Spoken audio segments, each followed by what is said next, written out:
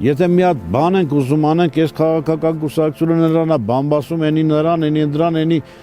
բանա աշնակա, ენი դաշնակա, ენი քպական է, հայ եք սաղատել։ Լրիվ դել հայ եք, հասկացեք դուք ես մի բանը երբ եք հասկանալու, որ հայ եք։